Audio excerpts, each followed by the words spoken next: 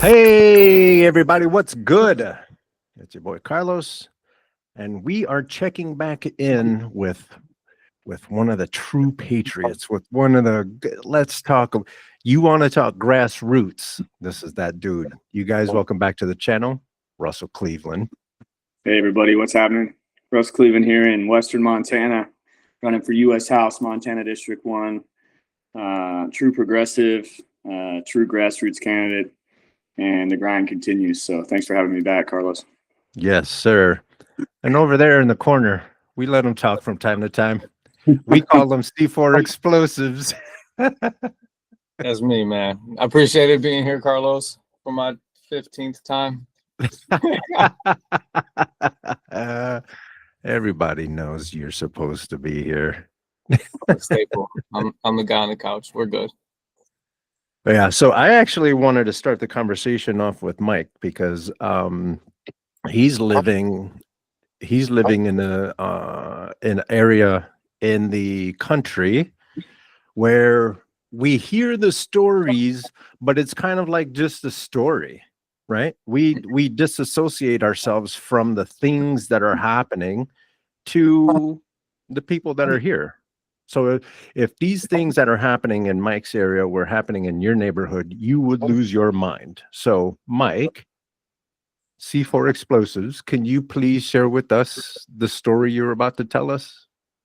Yeah, so I guess to put it in perspective, there's about 54,000 as the population in my county. 11% of them are immigrant, right? So last Thursday, specifically last Thursday, the police officers are all deputized here. So Florida Patrol, Highway Patrol, there's Border Patrol out here, you name it. If they have a badge, they're out here. Well, they ran up on a lady in front of her house and they tased her. She fell down and she cracked her head open and she had to have brain surgery. Or she's about to have brain surgery. So what they decided to do is they decided to drop all the charges against her. So is she here legally? Is she from here? She's here legally. Okay. What she tried to do is she tried to go back into the house, and one of the people that were in her house, that the migra were out here, the ICE was out here. So they ended up taking everybody. Mind you, they had 2 children that were in after school care, and we still don't know who picked them up. So there was a good amount of time where they were probably just waiting, trying to figure out where their parents were. A lot of that's going down out here. Last week was horrific. I literally saw 2 choppers over my head, and all of a sudden, all these squad cars just infiltrated this entire neighborhood, and we're blocking off the street, taking people, kicking in doors, and not really asking too many questions. So that and they're still out here. As of yesterday, they were out here too. They were just about 11 of them were out in front of one of my places that I have an account at, and they just stood there and they tried to take somebody. They realized that, oh, you have a tan and you're actually white, you can go now.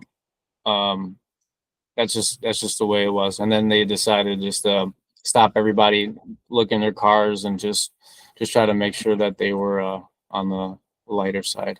It's just ridiculous what's going on out here. Dang. To me it's wild that maybe it's just me, but it seems like only these kinds of stories are coming from South Florida or Florida in general. It's hard because you don't see really a whole lot of ICE agents, because they're the sheriffs are all deputized. So you can't like in Chicago where we're from, it's like you can pull them off kind of, they're a bunch of clowns. But then you actually got the law out here. They're actually trying to take you away, and you can't really leave or really do anything other than just film. So are they doing the same thing that ICE is doing everywhere else? Are they masked up, not using any warrants, any documentation? It's just a grab and go method. The only ones that are masked up are the actual ICE agents.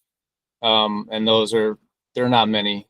From what I've seen, there's a lot of, like I said, all last week was border patrol. There's no border out here. Florida Highway Patrol, and then like the sheriff's department, and they all have the authority to act as ICE would. Wow. You know, the thing that gets my mind going, you guys know I used to run a childcare company in Colorado, primarily before and after school care. So you mentioned these two kids, and the company that bought mine took all of our locations. They have locations in like 11 states, 11 or 13, something like that. Anyhow, this is a big deal for them for that exact reason that you're talking about, which is this is happening everywhere. Colorado, East Coast, the West Coast. I mean, it's not just Florida. Yeah, everywhere. Chicago is they are doing dumb things in Chicago. They're doing the same thing here. One of my staff got arrested because she was protesting against this action in northern Montana here. Several of a whole group of them were, because they swooped a mom and her kid that had every right to be here off the street as well, wrongfully detained. And this has happened multiple times here. But back to my point, running this childcare company, you know, we sold our company before second term of Donald Trump, but this is probably one of the biggest threats to the integrity of these programs now, because when no one comes to pick up that kid, you're obligated as a provider to call Child Protective Services, which then puts that child into county custody and likely puts them into a foster system. And, you know, can you imagine that as a kid? I mean, that's what I always think about. And I want to talk about what's happening in Gaza and some other places. But man, if we can just take a step back, and, you know, you guys know I'm a dad. And for whatever reason, that's where my head goes. Is like, imagine being the kid and you're going to school, having fun with your friends, and mom and dad never show back up to pick you up. Yep. You say goodbye to them in the morning. That's it. And then you get handed over to county custody. You end up in some home with someone that you have no idea who they are, what their family values are, what their culture is. You know, we all know that there are some bad folks in the foster system too. What type of things that you're going to be exposed to, even what type of food you're going to have to eat. And it doesn't even have to be like Epstein related stuff. No. Just the fact that I've known kids in the foster system that were basically slaves. That's right. That's right. And it's no knock. Look, my parents did foster care, and there's some amazing people that do foster care. 100%. Their goal is just to provide a loving home for these kids. And good on them. But what I'm talking about is little kids head to school, go to childcare, and mom and dad never show back up. It wasn't like they're being raised in a home with, you know, abusive home with drug and alcohol problems, and it's a broken home anyways. Many of these are loving, strong family homes, and the only differentiating factor is that the color of their skin or their country of origin is what's the only factor that separates them from anybody else. And then to associate it to something that's happening not here, like if the United States continues to go around, we'll say disrupting families, whether it's with ICE or with bombs or anything like that, you're displacing people. And then what happens over there is we go and we blow up a wedding or anything like that. And then we have a lot of people that get radicalized and they're against this system. And honestly, do you blame them? No. Those kids went, like, their parents were probably like, you know what, it's okay. I know you're scared. Go to school and it'll be okay. I'll see you when you get back. I'll come and get you. Don't worry about racism.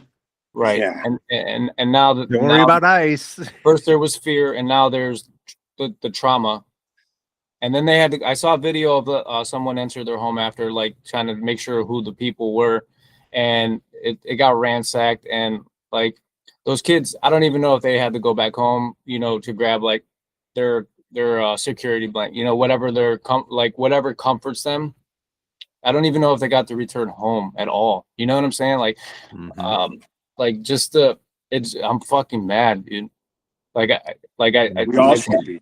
I've been in this community for like 10 years, and I've seen it decimated since February when this guy took term, and it's been relentless. And it's like savages, and like just ransacking homes, destroying families, destroying businesses. Like the ecosystem is like nothing right now, and it's just shook. And what is there to do? And let me explain something. When I see ICE agents that are black and brown wearing those masks and shit, I'm disappointed, because those people know what normal folks are going through. Those folks understand that it's an uphill climb to be tinted in this town. And I understand you got to make your money. I get it. But what a messed up way to make money, dude. You're making money tearing up families that, unfortunately, they're not here illegally. They got here. They're following the process that we set forward. And I'm going to say this. They're coming here for jobs that other black and brown people aren't offering them. It's not us. We're not saying, come on and get this job. I'm saying, don't come here, because not only are you not going to get a job, because they're outsourcing everything to overseas, but then you're going to get messed with. You're going to go hungry. You're not going to have a house. Please don't come here. It's not right now. Is not a good time. We're under new management, and under new management is trash. Well, our management right now is like that company that buys another company, and the only purpose in buying it is to strip the parts. Like Yep. Acre Trader. Say again. Like Acre Trader, JD Yeah. Vance company. I mean, that's truly what's happening, right? I think we all know that the value of the dollar. Explain that to the people. Like what's actually happening with Acre Trader? What is it, and how are we here? You want to go, Russ? Go ahead. Go ahead. Well, yeah. I mean, pretty much what happens is JD Vance has a company that goes around buying farmland that's going to get foreclosed on, or they're in trouble, or whatever the stakes may be. So what happens is, you do something like, you stop the pipeline of soybeans or beef, and then what happens? You try to act like you're doing a good deed, and give kickbacks and like try to bail out the farmers, but it doesn't refill the pipeline because you completely blocked it off. And then you give Argentina a whole bunch of money for what? Like to now supply China with your soybeans and your cattle that you were supposed to sell. Like, and then JD Vance comes in with his little company and says, you know what, I got a deal for you. And then you're like, well, how American is that? Like, come on, man. It's just so to make it like absolutely, to simplify, what JD Vance's company does is it buys up farms and turns it into Airbnbs, basically. Farmer Airbnbs. So no farmer is going to own a farm. All these farmers are going to be renting. Now, if you remember, back in one of my videos earlier, I told you guys that they're going to be doing this. They're not worried about you buying a house. They're not worried about you buying a farm. They're not worried about none of that. All these corporation owners are buying up these things, and then they're going to turn everything into Airbnb, not Waymo. What's the other one? Uber. You're going to be renting your way through life. And if you think that we're kidding, they're doing the same thing to Tylenol. It's the same game.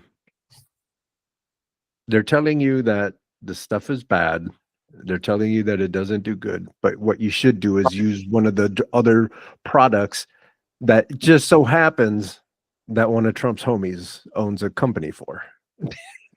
Well, it's the same with the beef game, Argentine beef. 100%. These are foreign equity investors that Yeah. are, they push to drive the price down. They buy up the foreign equities. And then they suddenly send $40 billion to Argentina and cut a deal to bring Argentine beef to the U.S. and larger. Not having money for universal health care, after not having money for feeding SNAP. kids, SNAP, after not having money for Department of Education, all of this, when it comes to fixing America, we don't have money. But when it comes for a ballroom, jet, 2 more jets, Yep. beef, like there's so much money unless it comes to helping Americans. That's right. But yet this is the America First campaign. Yeah. This is America First campaign. South America, maybe. Not North America. And there's they said there's $4 billion that is waiting to be released to cover SNAP benefits, and Trump is like, nah. Hold on. So you have states like mine that have this giant pot of money that is intended for purposes just like right now, where there's a lapse in federal benefits, and the state has an opportunity to fill that gap and say, we will cover these SNAP benefits for the next 30, 60, 90 days. And not only does a Republican governor say, nope, we're not going to do that, but you also have a federal administration that says, even if you do that, we're not going to reimburse you for those benefits that are owed. And so, go ahead. No, I'm just saying there is zero care for the people. I don't understand. And that's the thing. Like, what's the respect move? for someone being like, "Hey, I'm a conservative. I don't think we should spend a lot of money," but that's fine. That's the old Republican methodology, like saying a small government, low spending, low taxation. That's one thing. But what's happening right now is higher taxation on middle and lower class, lower taxation on the billionaire class, stripping of all benefits, healthcare, food and nutrition programs, etc. But yet sending those tax dollars to places like Israel and Argentina at no benefit to the American people. Israel's got free college education, free healthcare, and yet we're sending $38 billion to them. Yeah, they have abortion whenever you want it. $38 billion to Israel so that they can continue committing genocide on the Palestinian people. 46 kids killed this week. It's supposed to be a ceasefire. Yeah. And yet people return to the streets, try and start recovering from months and months and months of devastation. And as soon as they're out in the open again, what does Netanyahu do? Starts raining bombs again, kills more innocent people. And who's paying for that? The American people. You, me. Yep. All of us on the call. And then it's going to get a lot harder for them to what's the word? To explain, I guess, or to defend their stance when then you see Jared Kushner out here making jokes about like building hotels and stuff in Gaza. Oh, that's the total plan. Again, it's an investment, right? Let's level it, which is genocide. I have people, even in my own Democratic Party, saying, you can't talk about that. That's a campaign killer. Focus on kitchen table issues. Man, are you kidding me? Right. If you're not opposed to killing kids, there's nothing more kitchen table than that. Doing the right thing. If you're going to try to take the high horse when it comes to abortion, to a clump of cells that can't breathe, and if you want to go there, if you want to rip the Band-Aid and just be ignorant, let's be ignorant. That baby's going to have to pull itself up by the bootstraps. Yeah. Those cells are going to have to pull themselves up by the bootstraps. I've had it, man. I've had it. I'm telling you, this boils down to, are you a decent human or not? There's no more parties in this. 100%. Hey, Nope. Russell, you had an incident where you made a post where you went into a I want to say it was a Republican town hall, or there was a group of people and they were just yelling out some nasty stuff to you and didn't want to hear you. What can you brief us on that? Can you let us know what happened? Yeah, I had a booth at a fair in a deeply red Republican county here, and it just so happens it's the county that I grew up in. I don't live there now. I live in a different county here in Montana, but I lived there for 20 years of my life, and it was different then. That was the 90s, you know what I mean? And 80s, 90s, early 2000s, and so I went back there pretty excited, actually. I'm like, hey, I saw a lot of familiar faces, people I haven't seen in 10 or 20 years, and man, I was verbally accosted and almost physically. I mean, there was couple guys, but one guy in particular that got, this far away from my face, just screaming profanities, baby killer, burn in hell, we're going to follow you out of here, make sure you never come back, things like that. And I'm not a small dude. I'm 6 foot, 200 pounds, keep in pretty good shape. And this dude, he wanted something bigger. You know what I mean? He was looking for me to react, which I'll tell you firsthand that the worst thing you can do is react in those situations. But I'll tell you, it's a different breed. It's a different breed. I mean, that's what's crazy is there was a total attempt to, start something physical there that would have That didn't work. Made him feel justified to do something violent. And I think that's what the administration is waiting for. What they want. They want mayhem in the streets. And that's why I think we're seeing these efforts to put, military police into the city streets. They want justification to authorize a federal police or a military police state. And what happens when we go into martial law? What happens to the next election when we're in a state of martial law? It doesn't happen. Just take a look at he's like, I don't care. He's like, the courts won't stop me. I'll send the military. He's like, I don't care. No court is gonna stop me. I could do whatever I want. He just said that on Air Force One when he was over in Asia. It's easier to ask forgiveness than it is permission. And he does not even asking for forgiveness. He's like, I don't give a shit. Right. I noticed the tone in some of your messages is like you've gotten angry in the nicest way possible. You know what I'm saying? Like, you maintain your composure, but like you've got that chip now. Like, there's an edge. It's for real. Yeah. It is. I don't see how you can't be, with the way things are going. And, I think we're entering a place where if you're not willing to speak up, speak out, and call out the injustice, call out the mayhem that we're seeing on a daily basis now, you're blindly complicit to what is going on. And yeah, I started this campaign trying to build something that was based on hope and restoring faith in humanity.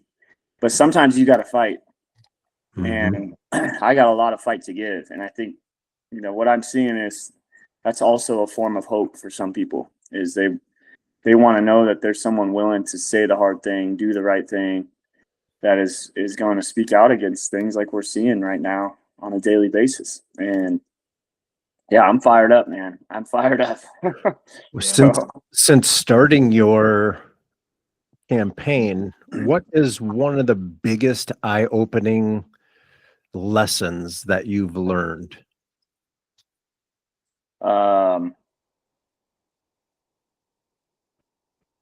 I think the fact that, there's democratic values, but there's a lot of people in the Democratic Party that are just as bad as the other side. They don't care. They want the money. They don't give a shit about a good candidate wants to do the right thing. They want you to continue feeding a system that's broken. And that's been the biggest eye opener for me, is like, and it's not me tooting my own horn, but there's no one else that checks all the boxes that I do in this state for this moment in time. We are at a moment in time that needs someone who actually has had military service and understand what it means to take an oath to the Constitution. Someone that has had the immense amount of pain that we have in losing a child to a nasty disease and having to live through the bullshit healthcare system that we put up with in this country. Someone that's had to run a small business and try and problem solve and keep that business afloat through a COVID era. Someone that lives in a small rural town and understands the pain and suffering that some of these folks go through just to make ends meet, having to choose which days to keep heat on in their house because utility bills in this state have raised 30% over the last 2 years. And to me, there's no one else that understands that, especially not right now, running in this race. And that does not matter to the folks in Washington, D.C., because I will not hire their consultant industrial complex to continue feeding their pockets, paying these guys $80,000, $100,000 a year for little to no work of donor money to try and keep them afloat. When in reality, the system is so broken, I'm totally fine burning the whole thing to the ground. And they don't want that, because then that means they're out of a job too. But guess what? They're part of the problem, and it's not party specific. It's system specific, and it's broken. And we have to have more people like me that are willing to say, look, I could be out there making money. I don't have a job. This is my job, campaigning. And if it wasn't for my wife who pays our bills, it would be tough for me to do this. But she's given me a pathway to actually try and fix a broken system and speak for the people who cannot do this themselves. And I know there's more people out there just like me that have an opportunity. And so I challenge you to rise up. Go run for office, whether it's local, state, national. If you are truly upset about what's going on and you're not taking a stance against it or trying to fix it, you are complicit. You are part of the problem.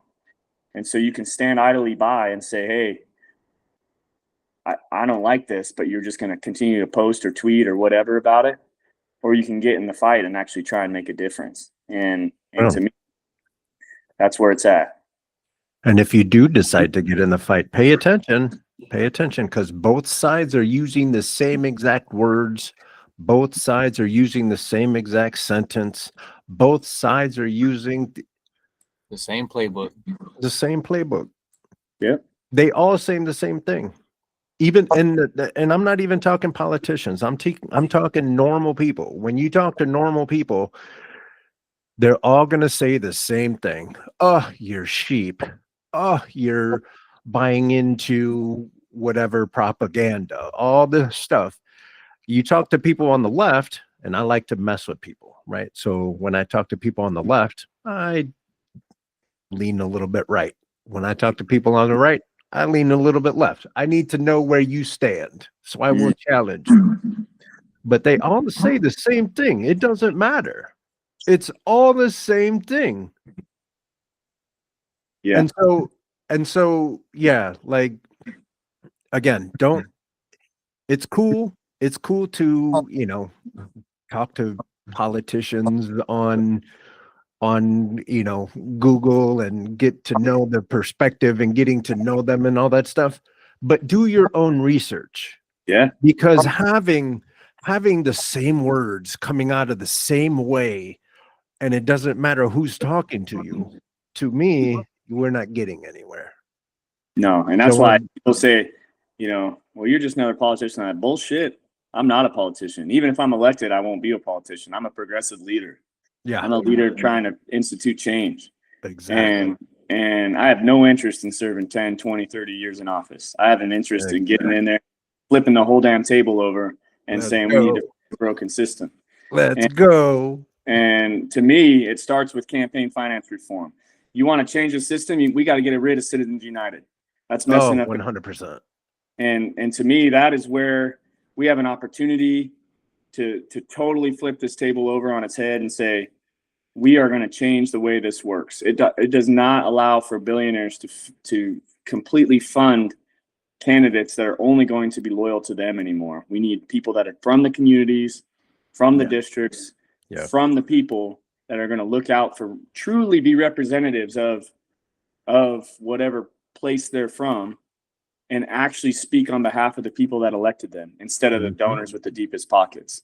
That's where we have an opportunity to make a difference. And that's where I'm proud that my state is actually taking a stance on this with our Montana plan.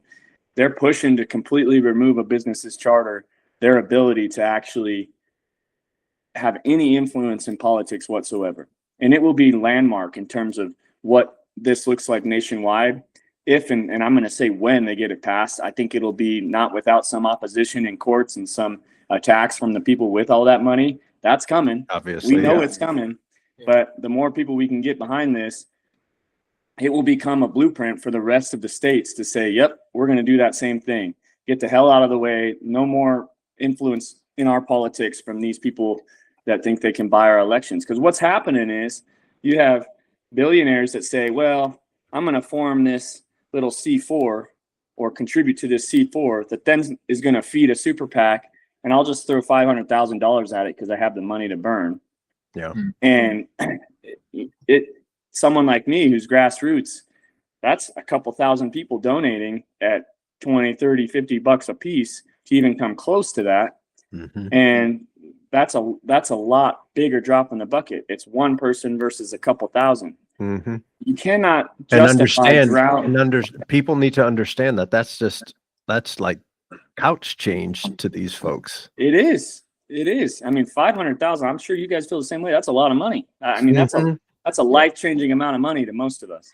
But to these guys, it's an investment, and the investment is to disrupt a political system, to drown out your voice as a voter, so that those 2,000 or 3,000 individual contributors, or in my case, the 500,000 people registered to vote in my district, don't hold a candle to that one person's voice when it comes to donation. And that is not what this country was founded on. That's not how it was supposed to be set up to work. And so Citizens United has completely fucked the whole system up. And that's why, you know, in the late 2008, 2009, we saw people in a state like this, in a district like mine, $50,000 was a lot of money raised to run a political campaign. Last election cycle, it was 180 million here. Oh, over the course of 15 years, 50,000 to 180 million. And that's all because of Citizens United. And that's why the system is broken right there. Imagine all the money what it could be used for if it was used for with purpose and meaning. That's what I'm saying. Like when they say 150 million or whatever it was spent on this campaign, like sure, it's you have your staffers and stuff like that, but a lot of that is going to advertising and stuff like that. Like these advertising cats are eating good. Holy cow. Yep. And most of those media sources are owned by one or two companies. Yeah. The same people that are creating those C4s, pun unintended. I want some of that money. Damn. Those guys that are creating these C4s that then fuel the PACs, that then convince you that making laws that benefit you is bad for you. Yeah, that's right. All that money goes straight back up to their pockets. So a little $500,000 here is going to make them millions. Yep. That's why I call it an investment, right? Because 100%. They know it's coming back. It might not be for 6 months, 8 months, 12 months, even 2 They years. have enough money. They got their electricity paid. They can wait. Yeah. But what other investments are going to get you 100, 200, 300% return on investment in the course of a year's time? That is our political system. Maybe bombing a country and then rebuilding it. Yeah. That's exactly what we're seeing in Israel and Gaza. And let me be clear that it's nothing against the people of Israel. There are really good people there who do not like their leader, just like we do not like our leader here. Yeah. And honestly, they cannot speak out against him because why? The same things we're seeing attempted here, they'll be attempted to be silenced. And look at what happened to Jimmy Kimmel. I mean, he didn't get killed, but he They took a shot at his paycheck. I just saw Stephen Miller's wife on Piers Morgan, and the guy from the Young Turks was on there, and he had mentioned something to her, and then she completely spun it into, oh, you're talking about my Jewish children, and it's anti-Semitic, and then he's like, I said nothing about your children, I said nothing but Jews. And then someone chimed in, he goes, just because we don't like you as a person doesn't mean that we don't like Jews. So you need to get that out of the equation and say, well, maybe I'm a shitty person after all, and it's not because because of my faith. It was just like an automatic trigger. And then they showed a clip of Stephen Miller talking to somebody, and he's sweating bullets because he's trying to defend his stupid ass answer. Well, that's how I see it too. You know, you think about Benjamin Netanyahu and the IDF. He is creating basically a false pretense of what Israelis are all about or what they represent, just like Donald Trump is for Americans. Mm-hmm. Rest of the world is looking at us and going, what is wrong with Americans? Well, I can tell you there's a lot of us here in America who do not like what is happening here and what we see. 100%. Thing in Israel. Most of them can read past the 6th grade level, but yeah, go on. Yeah. But yeah, it's the same thing in Palestine. There are really good people in Palestine who are not Hamas. Yeah. And you need to be able to clearly draw a line in the sand and say, hey, you cannot wipe out an entire people because there's an underground network of people, be it Hamas or MAGA or, you know, any other organization that believes a certain way. They don't represent the entire demographic of that country. And so and that's why the bombing is wrong. That's why the starvation is wrong. Is you're unjustly punishing. We see it here with immigrants. You're unjustly punishing an entire group of people because of a small percentage of that group that is doing something wrong. And that's not okay with me. And it shouldn't be okay with anybody. I mean, it's horrible what we're seeing. Yeah. I had a question, Russell. I just saw that Russia sent out the Wagner group over to Venezuela. I don't know if you heard that, but they're like Russian mercenaries. So I'm trying to, not to shift off of Gaza, but I'm trying to figure out, you know, how that's tied into what Trump is doing, sending, you know, bombing boats, you know, for supposedly because they're running fentanyl. Like, I'm trying to figure out, and I don't know the answer to it, so I just thought I'd try to spit it out there and see. Yeah. No, here's my opinion. I wouldn't want to be test driving a cigarette boat in the Caribbean right now. I can tell you that much, because it might get blown out of the water. You know what I'm saying? With no justifiable reason. Look, I don't think any of us want drugs flowing into our country. 100%. You know, fentanyl is killing this country. And again, this is one of those issues. If you approached it from just that lens of let's stop the flow of fentanyl into our country, you'd probably have 90-something% support of that, right? Minus the ones that are using it. But the simple fact is it's propagandized to be something else, and they're using it's the same as our ICE attacks on immigration. 75% of those people have no criminal record, have no issues outside of being caught up in a broken immigration system, trying to get citizenship in this country, but they're working 1, 2, sometimes 3 jobs. They're paying rent, many times paying taxes, and a lot of times over here because of failed policies that the United States did in their country. Like, we go and poop in their pool, and then we get mad that they come to our pool. Yeah. Yeah. That's a great way to put it. I mean, so back to these boats, it's like, look, what happened to us doing search and seizure on these boats? You know, making sure that it's not full of just people that are sure. Should they be coming here illegally? No. But does that justify just bombing them out of the water?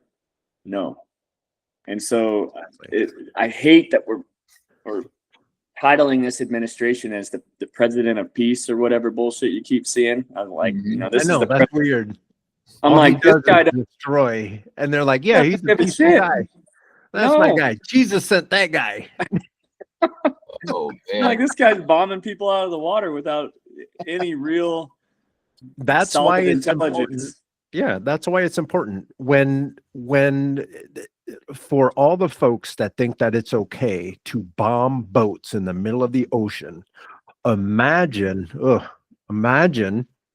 being in your car and a bunch of people just jump on your car, pull you out of the car, and then disappear you. Yep.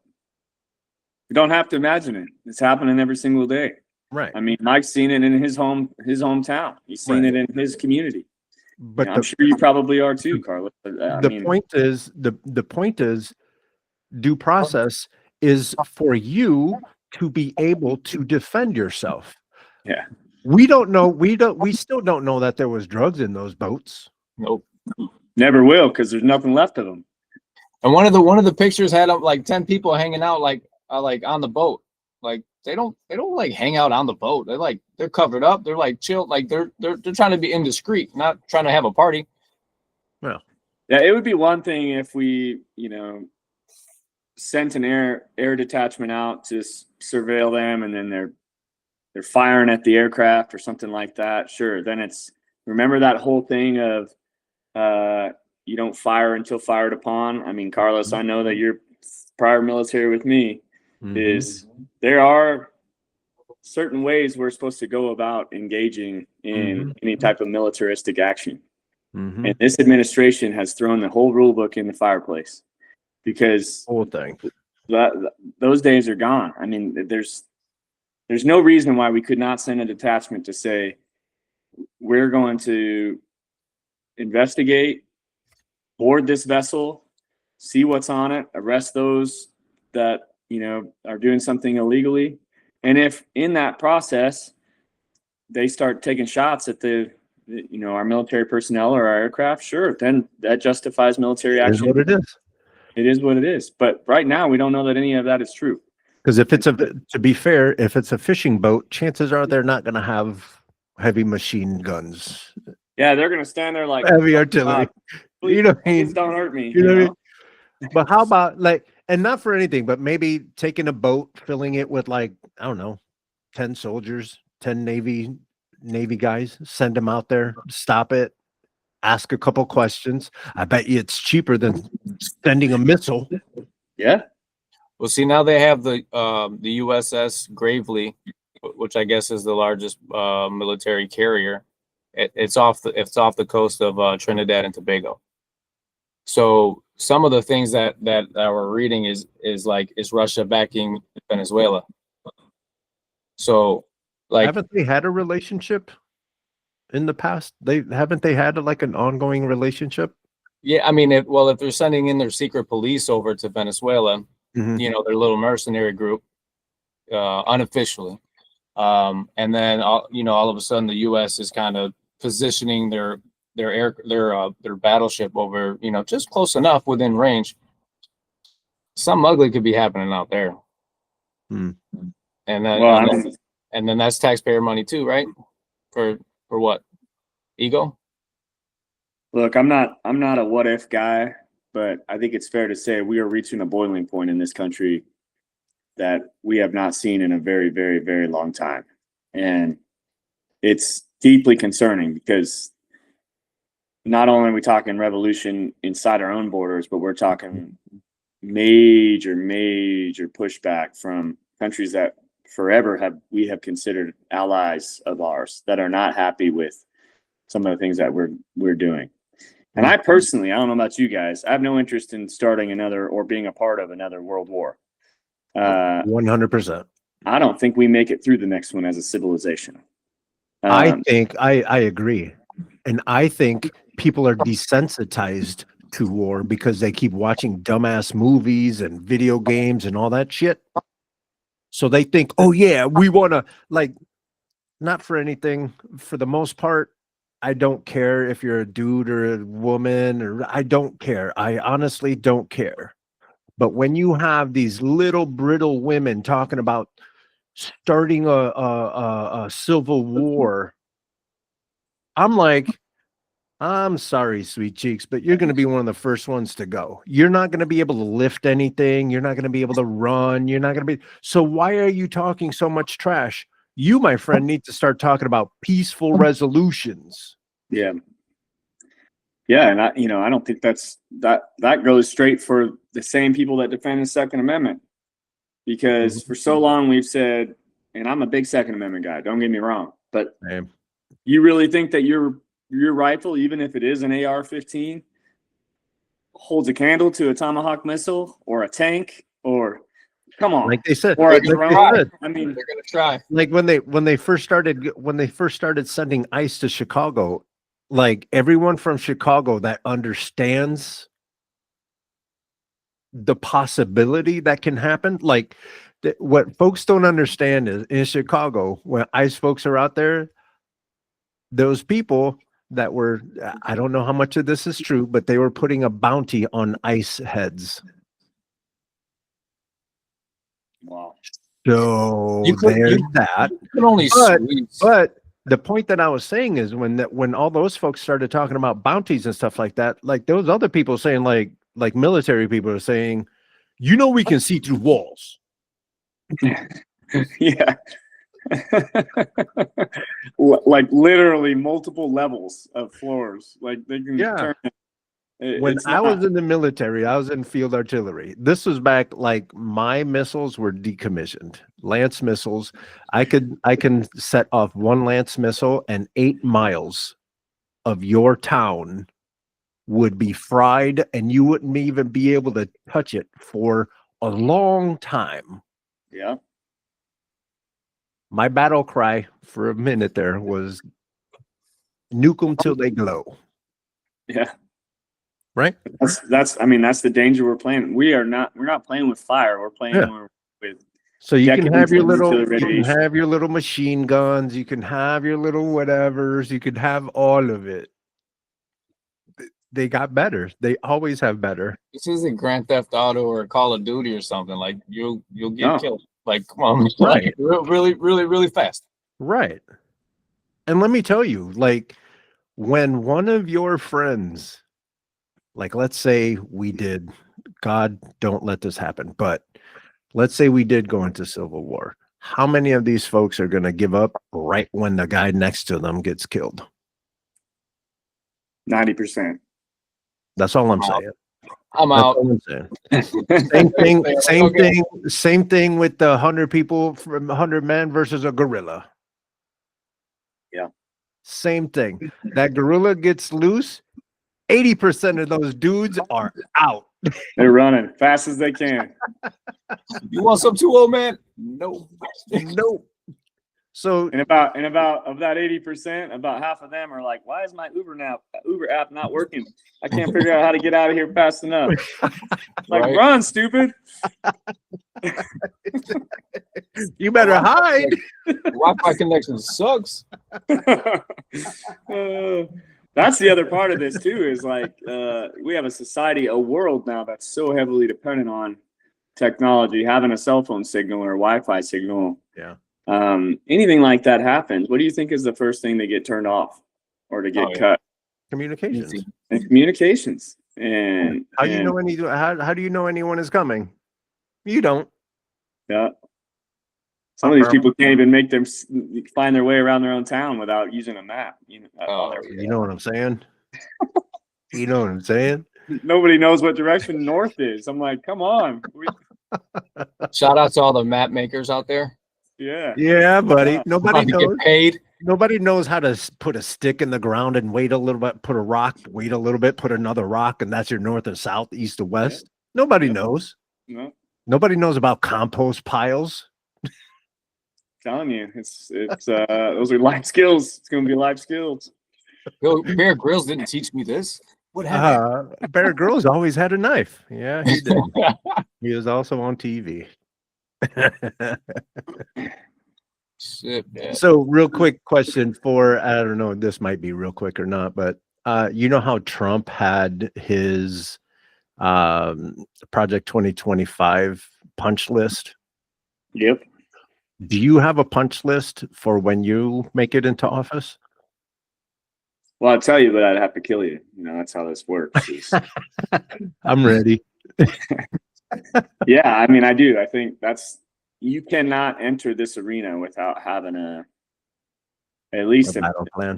a few things that is kind of your to-do list, your action plan, whatever you want to call it. And mine starts around two things: money and media. I mean, those are the two things crippling us as a society. I told you guys about campaign finance. I think that's one of the first things that has to be fixed. Probably one of the hardest, though. So it's not something you could flip a switch overnight and change without completely flipping basically every House and Senate seat. I mean, that's what it's going to take, is getting people in that are progressives like me, that are like, we need finance reform and we need term limits ASAP. But I think something we could get through that would have bipartisan support quickly would be reinstating the fairness doctrine, which I don't know if you guys remember, but I think it was 1987. I think 1987. I want to say that fairness doctrine was abolished under the Reagan administration, and you wonder why. This all started back then? But basically, the fairness doctrine required media sources to give free and fair news reporting that was balanced. Couldn't be so partisan one way or the other. And the reason the Reagan administration wanted it abolished is because they knew in this planning for this was that if they could control the media, they could control public opinion. And this when was did Fox come out? Keep going. I'm going to research something real quick. Long before social media even hit the stage, right? But internet was emerging. I think, the government at that time knew that it was going to become a major source of information.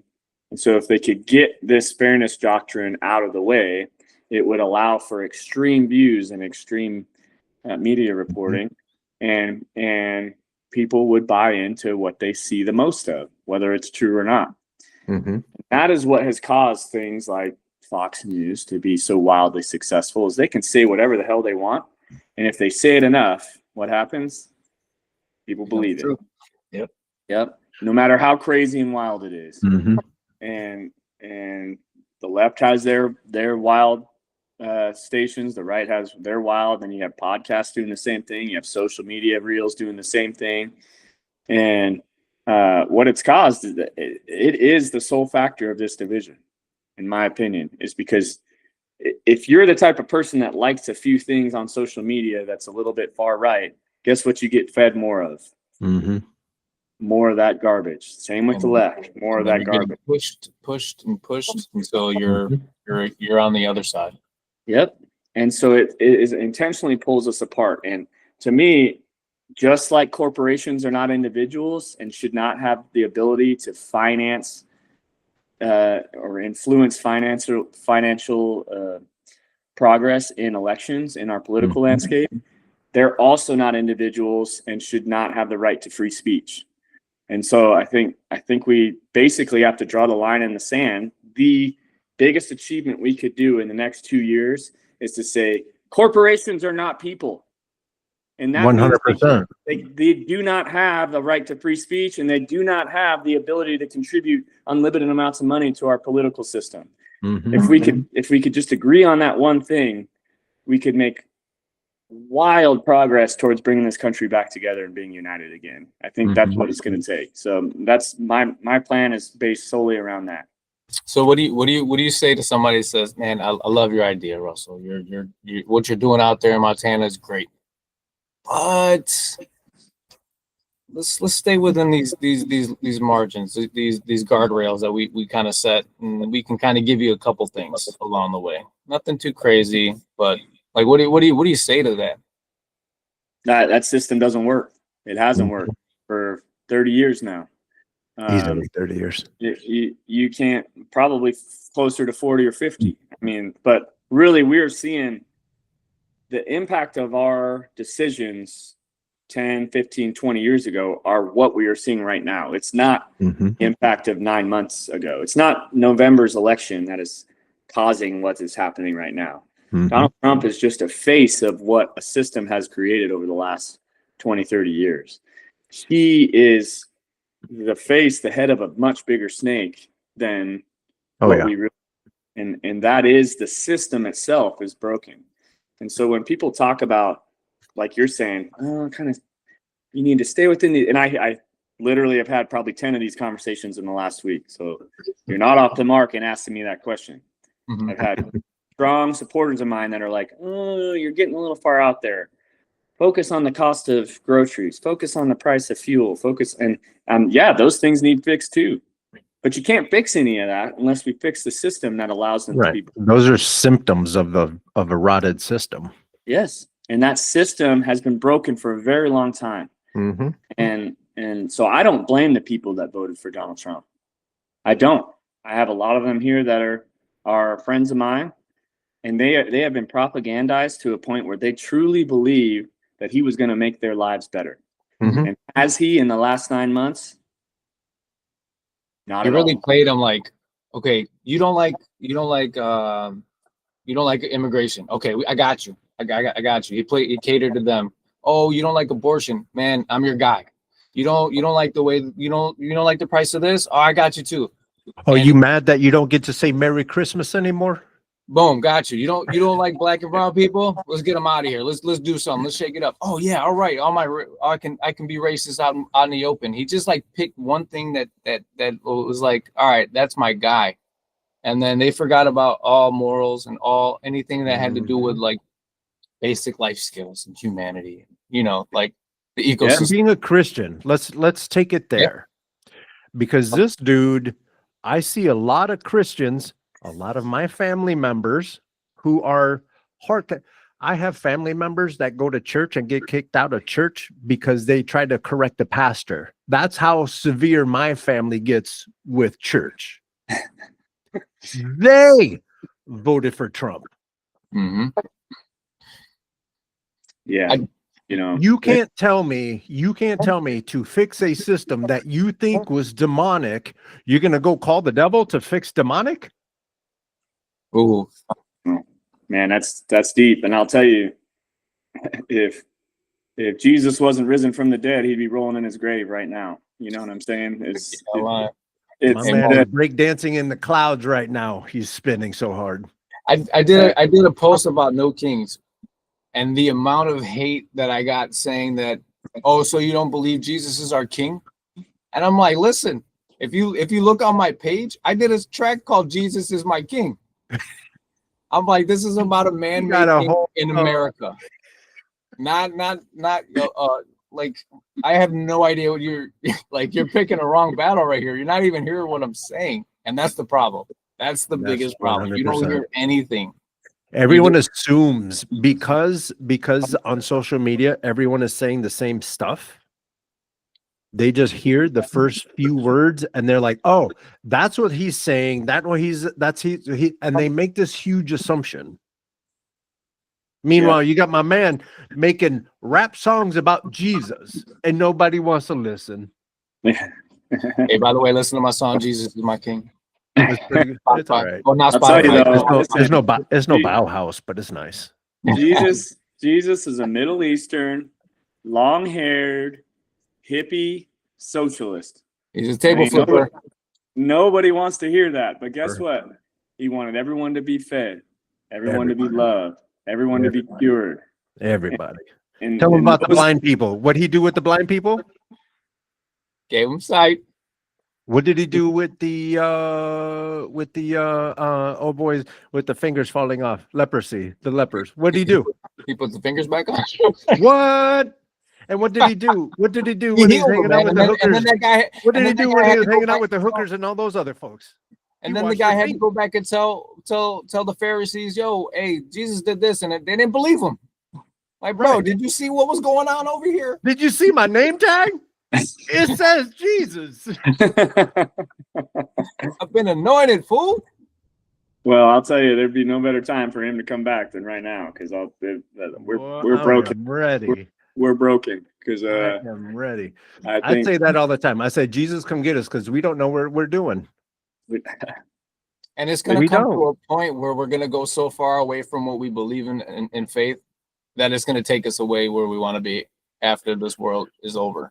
The fact that they think that Donald Trump was sent by God is hint enough.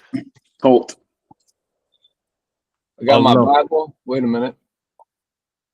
Like, come on, man. I thought you were like my holding Old part of the Testament. deal, son. I'm like, geez. Oh, Yeah, we got some work to do. We got some work to do. And I think, back to it, I think the work you guys are doing continues to build bridges, bring more people into the fold, into the landscape. That's The what we're work I'm doing trying- hopes to do the same. we're trying to do. And, I think, speaking of no kings, you want to talk about, what was it, 7 million people nationwide? Ooh, yes, Yes, sir. sir. That's a statement. And I can tell you, ain't no Soros paying people money to get out there and march. Have you gotten your check, Mike? I mean, I did not. And to say, oh man, those signs are perfect. I go, yeah, because a lot of artists made them. yeah. What the hell? Come on, man. Yeah, I think we're going to continue to see that movement grow, and like I said, we're reaching a boiling point. We're going to go one of two directions. I think that pendulum's going to swing back the other way, and we're going to restore some balance and order, or we're going to Let's do it. Let's do a thought process. Let's have a little bit of fun. It's Okay. a thought experiment with everything that is happening, and let's assume that Trump is benevolent. And if you follow Trump, what benevolent means is he's nice and he wants to do good for everyone. Let's say that he was a benevolent leader, and what would doing the work that he's doing now, let's just say he's ripping band-aids and he's trying to address the wound, right? What is the ultimate goal by fixing the country the way that he's doing? If he was benevolent, what would it look like? Is it like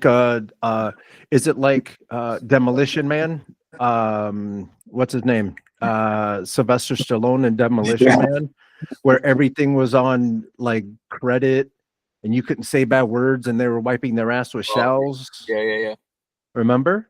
They would get fined. A little robot would say, "Fine, dude, $200." What would a benevolent Trump United States look like if he were making the right moves? Let's take away, or here, let me ask it a different way. If you are MAGA, how do you see this working to your benefit?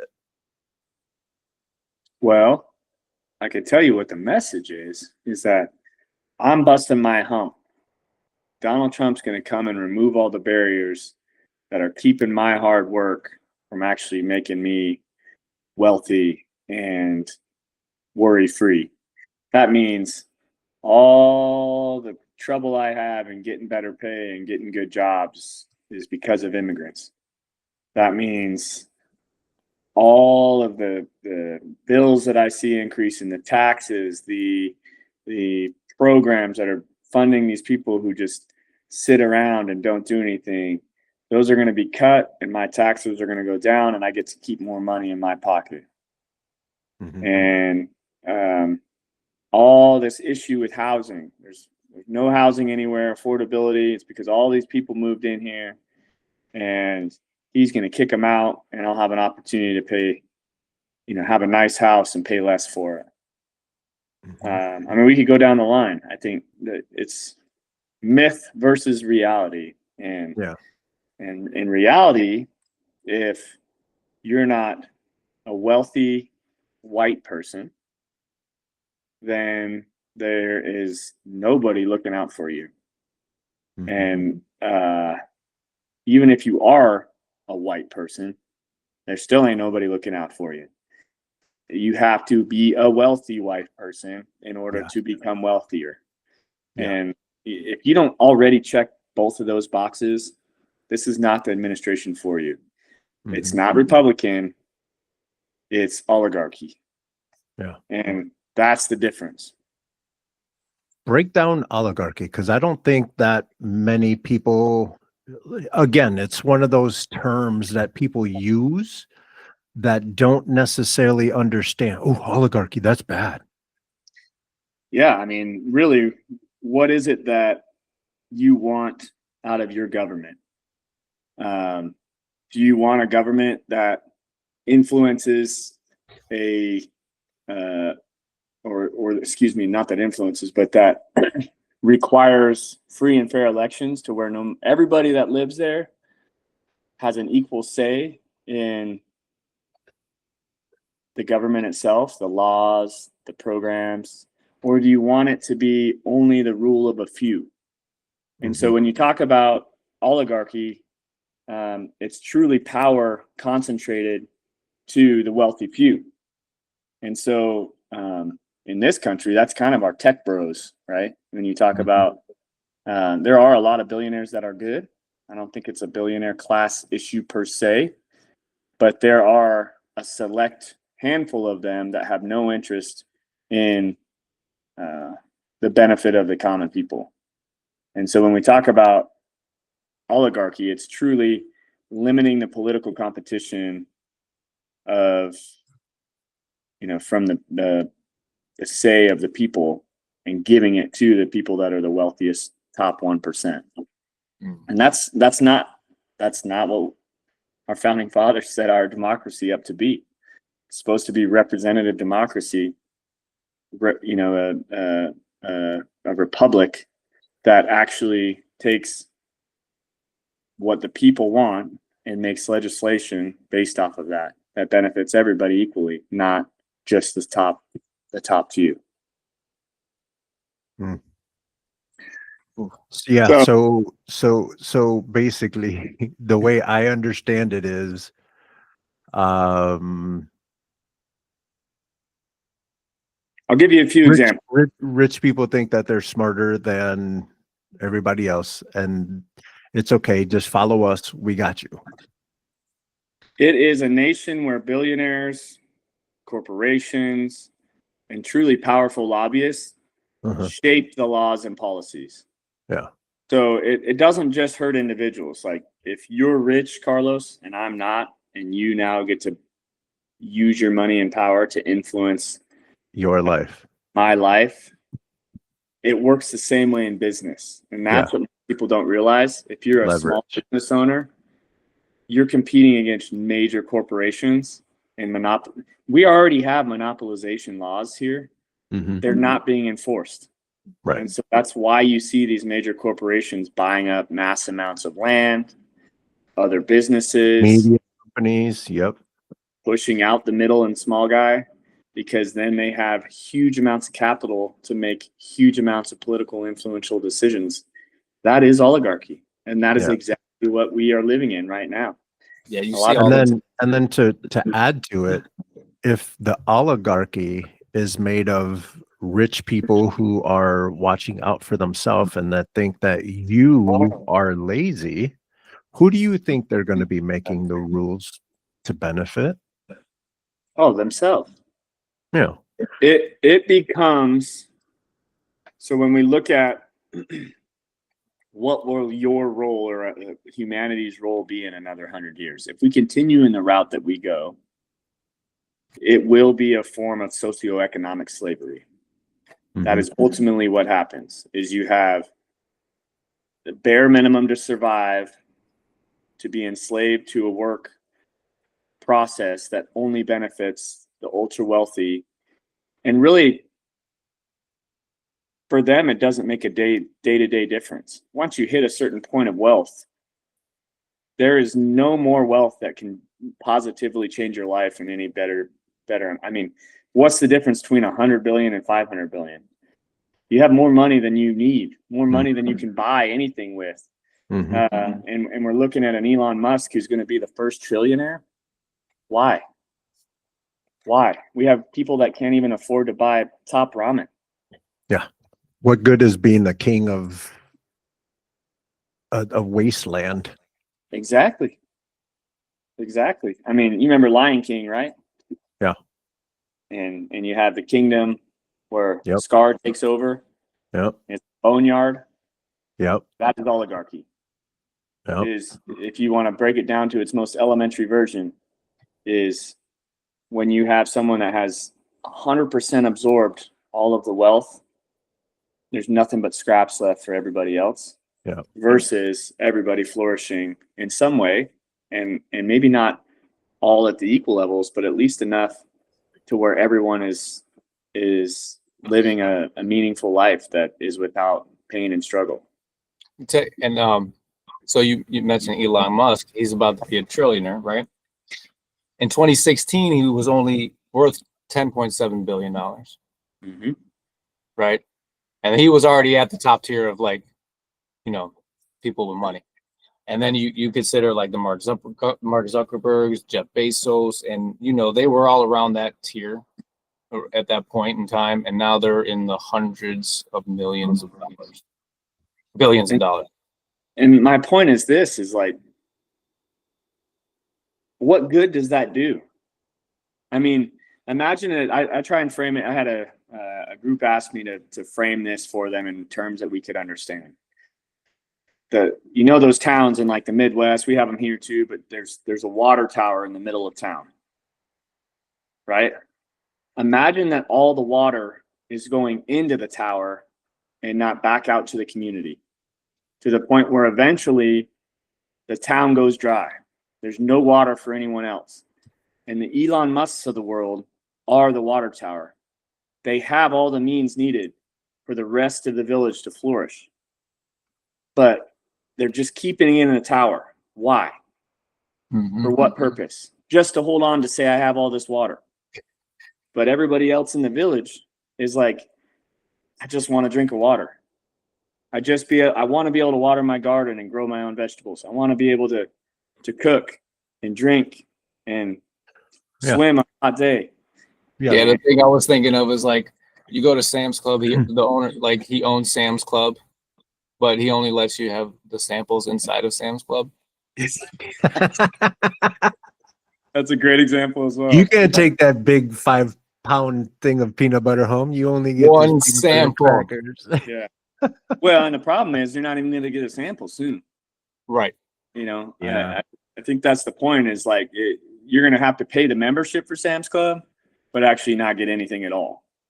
And that's where we're headed. And so we're headed. Is that Trump gold card?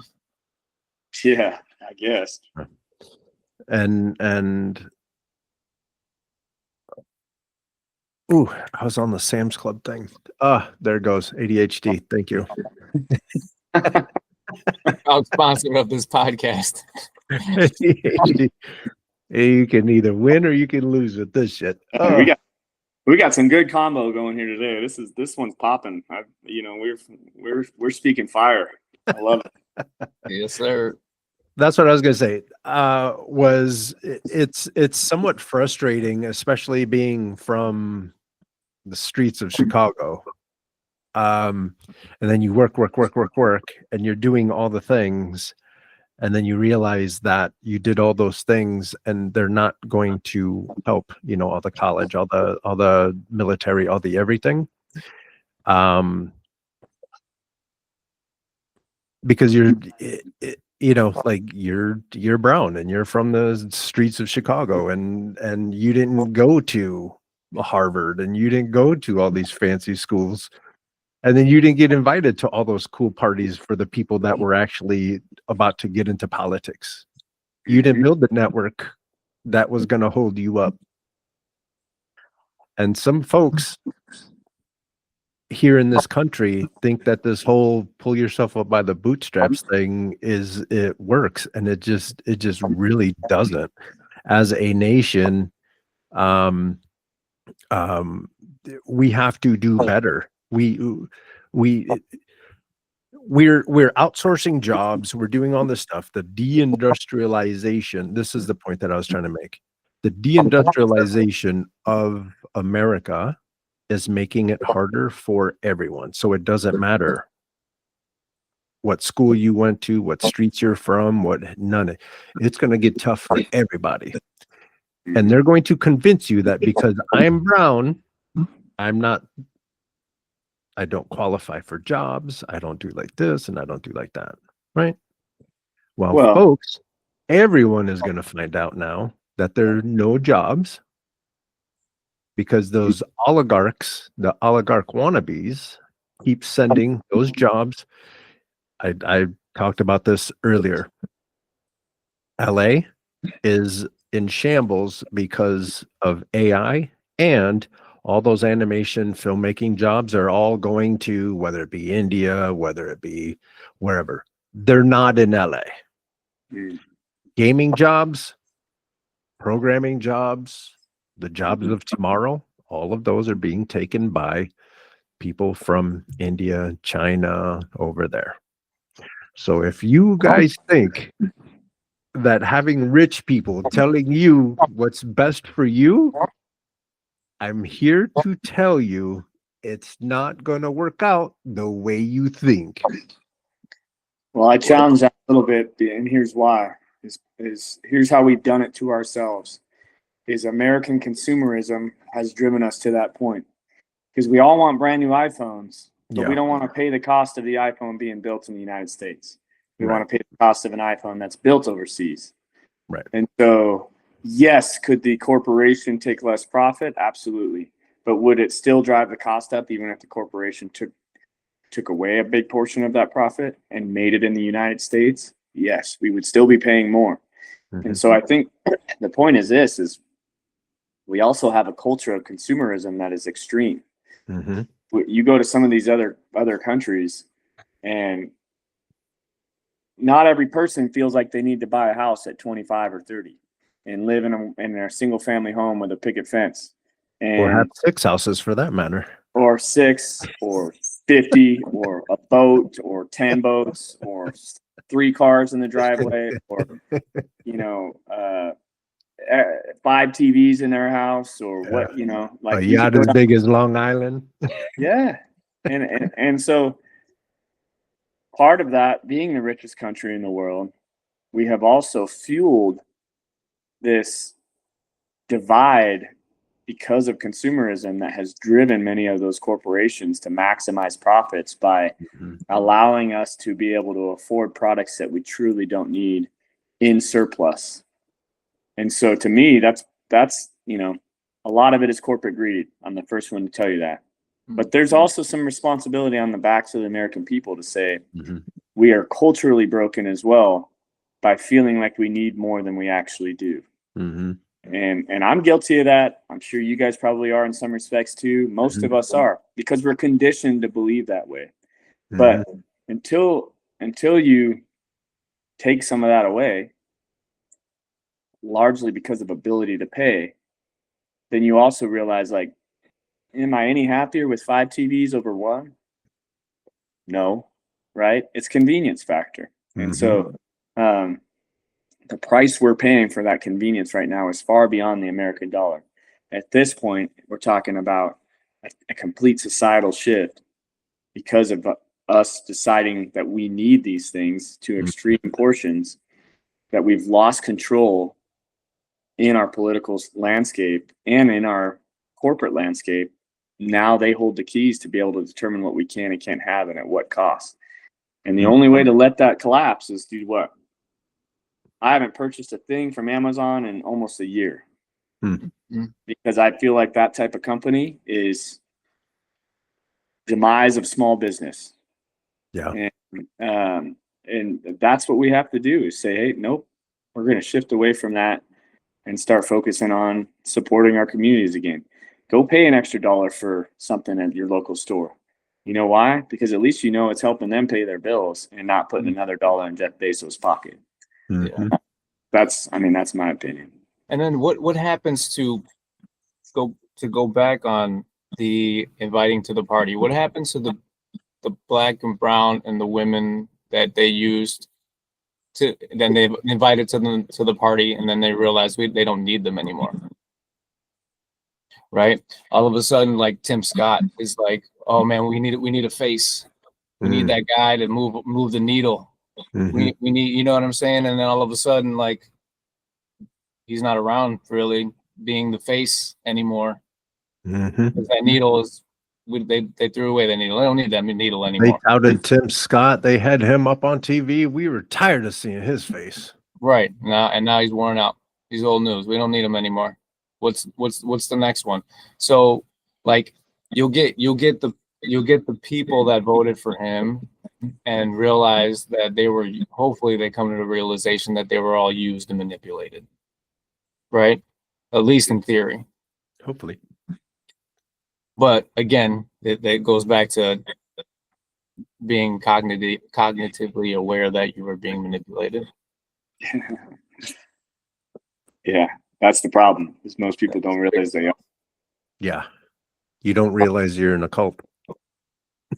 This Kool-Aid's great though. I mean, it's my favorite. It's orange. Well, there's no better way to defend that to your people, to keep them from realizing that, than to paint the other side as the ones that are being manipulated. So what I mean by that is the first thing out of a mega follower's mouth is going to be that each of us has been propagandized and manipulated to believe that they are the problem. I mean, that goes for veterans. That goes for guys like Brian Mast, who is used as a puppet. You know, he's a double amputee. He served in the service. My respects to him for that. But now he's just a pawn, and he's fueling. And you know, when we actually all come together, and Bernard Taylor is here on the show, and we're all chopping it up, that's his political opponent. That's what he's got to go up against. So like these things that they'll use anybody and everybody to get what they want. Well, speaking of political opponents, I had one enter the landscape here against me on last Thursday. So I've got my first primary opponent now. And oddly enough, any guesses on who's pushing him forward? Oh, surprise.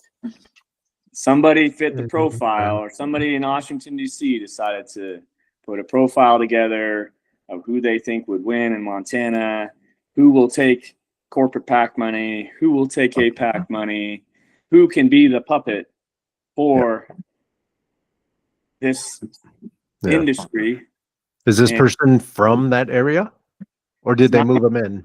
He's not even from my district. Oh, so he's in Montana, but he's in the other district, the east side. Yeah. And is being pushed to run in this district. And I actually feel bad for the guy, because he is being used to serve this bigger machine that is part of a system that is dying, if you want my opinion. Is there is a movement growing right now, a grassroots progressive movement that is anti-establishment and is tired of these exact people deciding who our representatives are. And just like you're saying is happening there in Florida, they make a decision of who can we use as, it's like you go into a dealership and there's that display model of a car that you really want. But that is not the car that you're going to get, you know? Right there. You'd be stuck with AM FM stereo in that. It's been stripped apart. We got yours in the back. We're going to tow it up in the front for you. Go to a rental car place and you think you're getting a nice high-end vehicle, and they stick you in like a base model Ford Taurus. You know what I mean? Where I get the car at Craigslist? The hell? So it's happening all over. I mean, you see it in Maine with Plattner, you see it in Texas with Tallarico, it's happening here in Montana with me, it's happening in Florida and in California and in every state. Is your new opponent running as a Democrat or a Republican? Yeah, it's a Democrat establishment that has pushed him in the race to Yeah. primary me because I'm fighting a system, and, Yeah. and knowing that they are a part of some of the decision makers in that system are not happy that someone like me did not ask permission and go through their process of kissing the ring to get in this race and represent the people. They're not happy that I've been vocal about not taking money from these dark money organizations or not paying hundreds of $1,000s to this consultant industrial complex that continues to pollute this system. And so what's great is I live in an area that's very aware of that and very opposed to that. There's a huge opposition already because people are hypersensitive to authenticity. Who's actually authentic? And yes, I'm the underdog. Yes, I'm underfunded. I'm the first one to tell anyone that, but I'm also the only one in this race that is doing it for the right reasons and remains loyal to the people. And we need more of those people across the whole country that are willing to say, yep, I'm going to jump in this ultra marathon and run as hard as I can for the next 13 months until generals, knowing that I'm going to be exhausted at the end of every day and be banging my head against a brick wall most days, but we're doing it for the right reasons. And that's the only way you can find change, is if you're willing to just completely sacrifice everything else and knowing that the reward at the end of this is having one more pin drop that's for the right reasons in the right direction. And yeah, we'll see where it goes. But it's interesting to hear you say that about Bernard's opponent, because I'm seeing it everywhere. So that's the guy who holds the seat now. And then they just put another. They have hit one of his Democratic opponents is funded by some heavily pocketed donors, which is unfortunate. I was talking to Carlos earlier. I was like, I can imagine some of these conversations, like your opponent comes out of nowhere. He was probably sitting at a diner and some guy came up to him at the seat and slipped him a yellow envelope and said, here, we're going to need you to do some things. Just take this and just wait for the call, like out of some movie. And they're like, okay, because they're probably in a jam too, and they need some money. And then, then they sell their soul. Well, it's my understanding those conversations that started long before I entered the landscape, and me jumping in this race threw a wrench in things. And I'm glad it did, because they start sourcing these people. They run a profile. They start talking to these donors. They start talking to these super PACs and corporate PACs. They start putting pieces in place. And then somebody that is totally against all that jumps in and takes the oxygen out of the room, essentially, for creating a movement that is effectively against all those things. And it's a hard thing to battle. I mean, that's the one saving grace we have left in this country, is that at this very moment, and thank God, or hopefully, I guess I should say, this stays this way through at least another couple elections. But right now we have the opportunity where the people still carry the power. They still have the power to vote. And so long as that is the case, we have the power to influence change. And it's on the people to make sure they do their homework and understand some of these things, which is getting harder and harder and harder to do. But at the end of the day, your ballot matters. Your ballot, even if a Jeff Bezos pumps $100 million into one race and you can only do $0 or $1 or $10, at the end of the day, his ballot is still only one ballot, and so is yours. And so right now, the way our system is set up is the only power they have is in influence.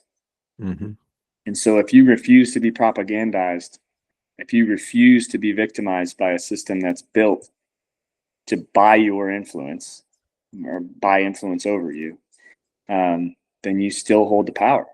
And that's what we have to work to keep. And when we start losing that, then we're in trouble. Preach. And the shortcut for everybody is, if you have a question about how it's supposed to work, check out the Constitution. Damn right. Check out the Constitution. Constitution. I've been writing a song about it. Constitution has no feelings or fears, has no mood swings. It doesn't have any of that shit. Black and white. This is how it's supposed to go down. We the people, not we the rich people. No. If you come to this team, that's the rule book. And if you're part of this team, you're American. That's it. Fuck your color, fuck your money, fuck your religion, fuck all that. We're here as a team. And then dare I say, and this is my frustration with people that call themselves Americans. They only want to be big in this small pond. America could be big on the big pond, global pond. If we were to work together, fix education, fix hunger, fix the food that's creating cancer. We need scientists to do that. So if we fix education, we fix all this stuff, then everyone is going to want to be like us. What are we showing the world right now? Nobody want to be like us right now. So Everybody wants to swim in the pond, right? Everybody wants to swim in the pond, but there's people in there that will take the biggest pool float that they could find, and they'll bring it over so nobody could swim in the pool. You know what I'm saying? Like, nah, you can't swim. This is all mine. Yeah. For what? You wild.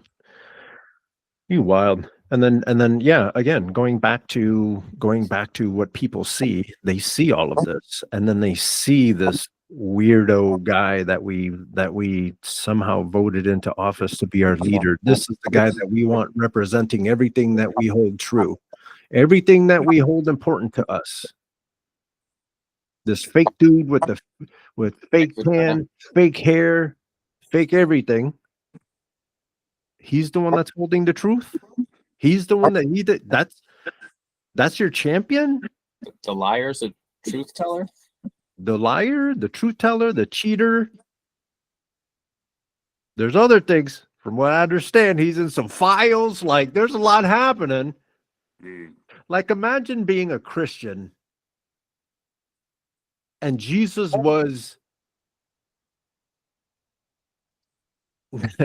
not Jesus. Like, imagine who the decision was between Jesus and Barabbas. Was that his name? And you guys keep picking him. It's so frustrating. You guys are, this is my Mike and I talk about this all the time. My frustration with religious people is because they just keep falling for dumb things. And then you say, no, Jesus said, God said. No. They kept it simple. This is good. This is bad. Do this. Don't do that. But you guys keep voting for Barabbas or whatever his name was. Barabbas. You guys keep picking Barabbas. Yeah, man. It's clear. We chose a greasy car salesman is what it comes down to. That's it. So, well, hey, it's been give my heart a break because I've just been like pouring out my emotions. All up in your feelings, Carlos. Oh, all up in my feelings. Russell, if you need anyone to follow up with you online, how and where can they find you? Yeah, please check me out. russellcleveland.org. That's russellcleveland.org. All my socials are on there. My email's on there, my phone number. But ultimately, this thing is a movement.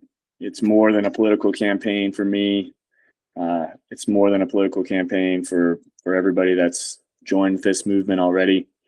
We are trying to turn a tide that is working strongly against us right now. And so the more people we have on board, I don't care if you're in Florida, California, New York, Colorado, Arizona, you name it. If you in Chicago, yeah, or right here in Montana. if you feel that we are in a time where we need something better, something more, then this is an opportunity for you to support something that is real and authentic and moving in the right direction. And so I'm asking for your support. If it's if you can afford financial support, whether it's $10, $1,000, every little bit helps. You can donate right on my website. If it's following and sharing our content to where it reaches more people that can support, that's great too. But ultimately, we as Americans got to come together and start pushing back against this regime and save our democracy. So I ask for your support in doing that. Oh yeah. I'm going to have all of Russell's links in the description of this video. I might as well add Mike's too. Might as well. Just well, buddy. Thanks. You did all right. You did all right. I need a Russell Cleveland hat though, man. I need to rock one of those. Yeah. Yes. RussellCleveland.org. Yeah. Shoot me your guys' address. I'll send one to you. Ooh, I love it. Yeah, son. That's what's All up. right. Hey, good seeing you guys. I really appreciate the hospitality as always. Always a great conversation with you two fellas. Same. You keep it. You keep going. We're behind you 100%. Thank you so much. Thank you so much. God bless. We'll see you guys soon. All right, my brother. See ya. And with that, we out. Sir.